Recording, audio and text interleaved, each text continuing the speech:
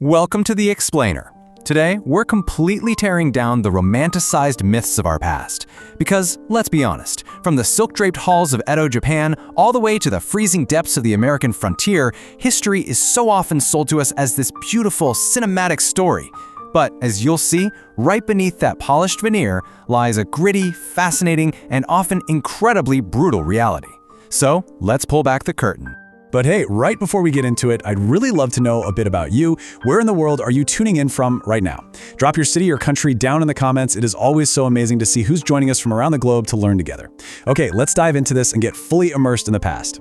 And while you're down there, before we dim the lights and truly travel back in time, take just a quick second to hit the like button on this explainer, subscribe to the channel, and maybe share this with a fellow history buff. Doing that directly supports the work we do here to bring these deep historical dives to life. You ready? Let's go. All right, so here is our roadmap for today. We're covering 4 wildly different eras. First, the true life of geishas. Then, ancient marriage, contracts, not love. Third, Malbork Castle's bloody brickwork. And finally, surviving the American frontier. Part 1. The True Life of Geishas. Performance, Pain, and Precision in Edo, Japan. I want you to imagine being born in Edo, Japan. Your destiny is basically decided the exact moment you're handed over to an okiya, a geisha house. You aren't adopted, you are literally property. It's a highly restricted reality where you'll spend the next 2 decades learning the art of absolute emotional suppression. You start out as a shikami, which is a silent servant. You're just scrubbing floors and absorbing the rules through sheer osmosis and, frankly, humiliation. Then, assuming your knees actually survive the agonizing posture training, known as Saiza, you become a Maiko, the heavily adorned apprentice. Finally, years later, you might emerge as a full geisha, a refined solo performer. But there's no formal classroom here, right? Your entire education is built on grueling, endless repetition. And the physical toll of this progression is just agonizing. Imagine having to sleep on a wooden neck pillow every single night just to protect your elaborate hair. You're dragging around a 12-pound obi sash all day. You have to navigate rain-slick streets in these towering Okobo platform sandals that, honestly, are practically medieval torture devices. Every single moment is strictly monitored. In this world, moving silently isn't just polite, it's a requirement. Even blinking at the wrong senior geisha is a political act. Now, understanding this progression completely destroys a massive Western misconception. A geisha was strictly an entertainer, a master of subtle deflection and the shamisen instrument. A courtesan, or oiran, on the other hand, was a companion of pleasure, and the easiest, fastest way to tell the difference? Look at the obi sash. A courtesan's obi is tied in the front for, well, quick access, but a geisha's tied tightly in the back, ensuring a very slow exit. And the dana, or the patron system that actually funded a geisha's wildly expensive career? Yeah, absolutely not romantic. As one historian so perfectly put it, this isn't a Jane Austen novel. This is a business transaction wearing a silk robe. Survival in the okiya relied entirely on immense emotional labor, constantly managing male egos and leveraging your position. It was all business. Moving on to Section 2. Ancient marriage, contracts not love, the economics and obligations of ancient unions. Now, if you thought the geisha's world was devoid of romance, just wait until we look at the ancient institution of marriage. Spoiler alert here, it had almost nothing to do with finding your soulmate. In ancient Sumer, marriage was a strict economic transaction, complete with wet clay prenups that literally outlined refund policies if things went south. In Egypt, it was all about maintaining cosmic balance, which even resulted in royal sibling marriages just to protect sacred bloodlines. Sparta? They treated marriage like state-mandated breeding, even using secret night visits to keep marital desire as sharp as possible. Meanwhile, the Celts were incredibly pragmatic about the whole thing, utilizing year-and-a-day trial marriages. So everywhere you look in the ancient world, marriage was just a tool for business, for war, or for survival. Definitely not for personal affection. Let's fast forward a bit to Rome to see how this evolved. Originally, under a system called cum manu, a wife fell under the absolute total legal authority of her husband. But later on, sine manu became much more popular. Under this system, the wife actually remained under her father's authority. And interestingly enough, this gave elite Roman women massive legal independence and property rights, which made divorce a swift, surprisingly simple, and highly socially acceptable process for them. Which actually brings us to a really fascinating question. If ancient societies completely stripped the romance out of the most intimate human contracts, how did a medieval holy order strip the romance out of a literal crusade? That brings us to Section 3. Malbork Castle's bloody brickwork, the Teutonic Knights, and the business of crusading.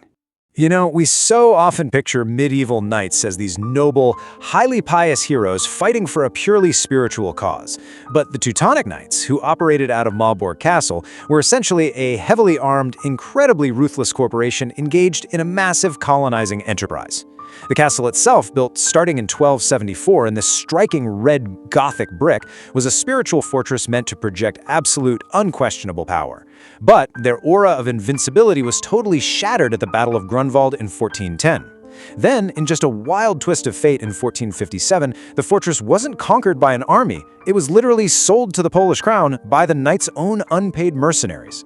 Much later, it was reduced to ruins in World War II before finally being painstakingly restored. Because the reality is, the Teutonic corporate state was driven by aggressive taxation and fierce land management. Their grandmaster acted as a bizarre hybrid of both pope and king, managing these vast trade routes and estates. And when their war debts started piling up after that devastating loss at Grunwald, they simply squeezed their own subjects with crushing taxes, completely alienating the very people they claimed to be protecting. So, that crucial year, 1457, it is the ultimate historical irony. Think about it. The largest, most impenetrable brick fortress in all of Christendom didn't fall to some brilliant tactical siege or a heroic cavalry charge. No, it fell because the Teutonic Knights simply went bankrupt. The castle was bought outright with silver. So the Teutonic Knights fell because they couldn't afford their own ambitions. But what happens when an entire nation fully believes its expansion is an absolute divine right, totally regardless of the cost? Section 4. Surviving the American Frontier. The gritty truth behind manifest destiny.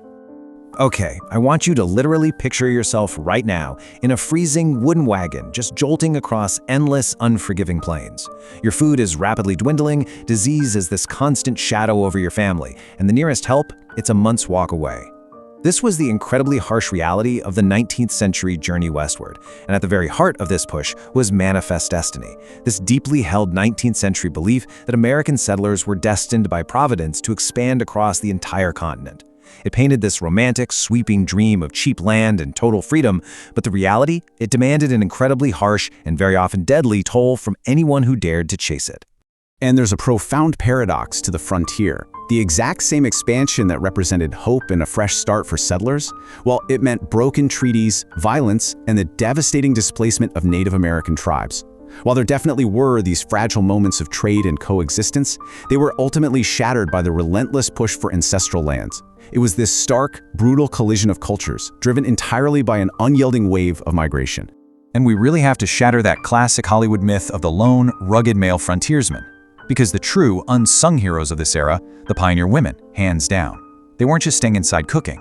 We're talking chopping wood, building cabins, hunting game, and literally acting as surgeons out in the middle of nowhere.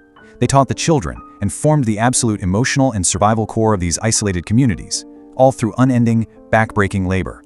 Even childhood out there was totally stripped of its romance. I mean, if you were 5 years old on the frontier, you were doing chores. There were no toys. There was absolutely no time for idleness. In the deadly silence of a frontier winter, where a family's survival literally depended on exactly what was buried in their root cellar, kids had to work like adults. Self-reliance was prized above absolutely everything else, simply because a single mistake could freeze or starve a family. Which leads us to our final section, Part 5. History's unromantic legacy, the true cost of human endurance.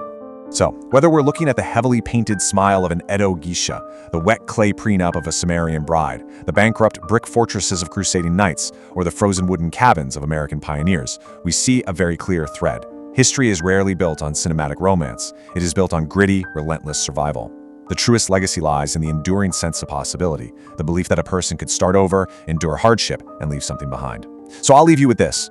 What will your legacy of endurance be? Thank you so much for joining me on this explainer today. If you enjoyed this journey into the gritty truth of the past, be sure to hit that like button, subscribe, leave a comment with your thoughts, and share this with someone who loves uncovering the real story. I'll see you in the next one.